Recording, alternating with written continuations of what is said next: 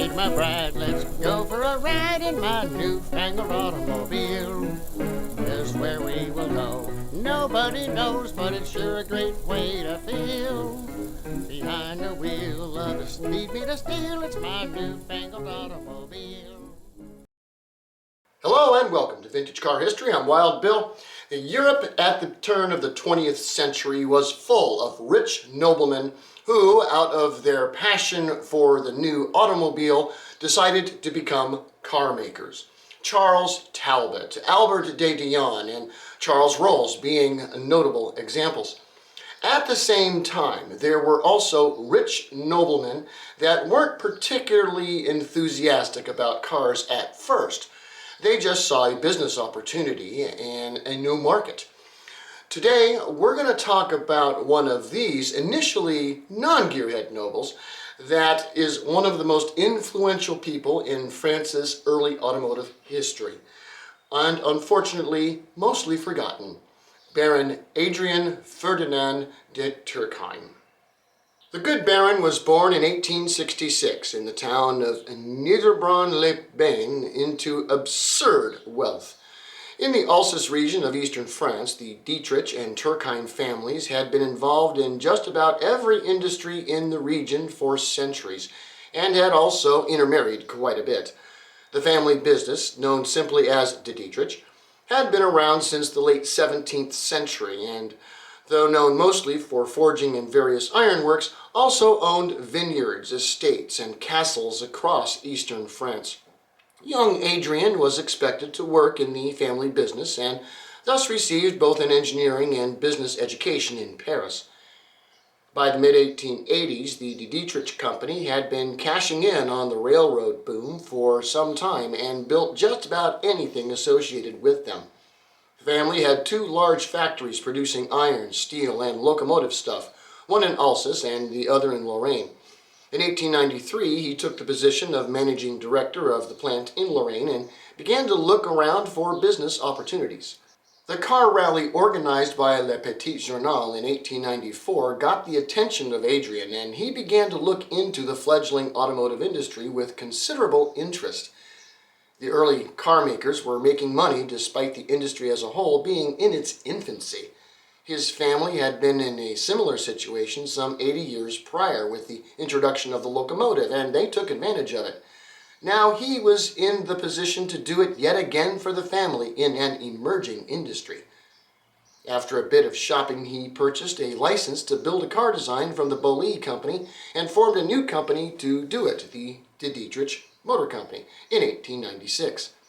The following year, the good Baron began to build these Bollée-based cars, but with his own engineering flair. However, he needed to actually drive one in order to come up with better designs, so he did and discovered that he really enjoyed it. And since auto racing was all the rage, decided to become a race driver for his own brand. Car rallies of all sizes were springing up all over France, and Adrien would show up in one of his Bollée-based de Dietrich cars and race his darndest. And he turned out to be pretty good at it, even managing a 5th place win at the 1899 Castellans-Nice race. And with each race, he would take what he learned about the car and apply it to his current designs. And to be fair, these were some good designs. De Dietrich cars were amongst the first to have windshields with folding tops, a true convertible. Some had 3 headlights, one on each side and one in center. And while the cars were becoming more and more their own designs, more and more of the manufacturing process was brought in-house. Until by 1898, only the engines were not made in Lorraine. These were still made by Bollée. By 1899, even the engines were made in-house, and Adrien began to shop for more licenses, as well as engineers who could build a better mousetrap. As far as licenses, he bought a few from smaller French manufacturers, such as Turckheim and Vivenos. He even hired some of their engineers. He also built some big race cars with some success. But it was one fateful day when he was strolling along at the Milan Trade Fair of 1901 that he saw the car that was his answer, and decided that whoever made that car was his man. The engineering artist that made that car was none other than Ettore Bugatti. It was the second car he built, a prototype, and Baron Turckheim made him an offer he couldn't refuse. Come to the Dietrich and be our chief engineer, designed to your heart's content from the engine on up. Obviously, a 21-year-old engineer like Bugatti wasn't going to say no to that, and so in 1902, de Dietrich had Bugatti as their designer. And these Bugatti-designed cars were splendid. The engine was of his own design, an inline four-cylinder engine of some 24 horsepower with overhead cams, four-speed transmission. The craftsmanship and artistry in each car was top-notch, and these cars sold well. In 1903, Bugatti designed a new model. This one, a 30-horsepower machine as well as a 50-horsepower racing version.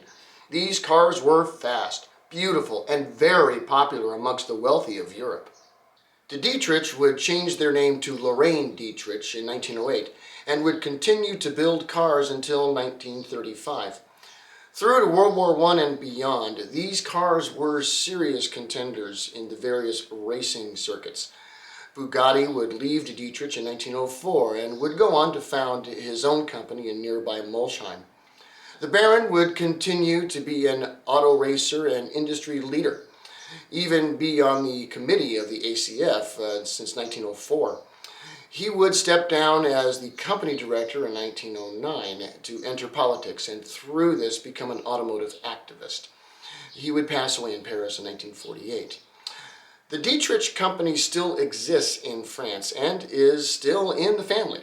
And it was Baron Adrien Turckheim that introduced Ettore Bugatti to the world. Thanks for watching Vintage Car History, and we'll see you next week. Peace.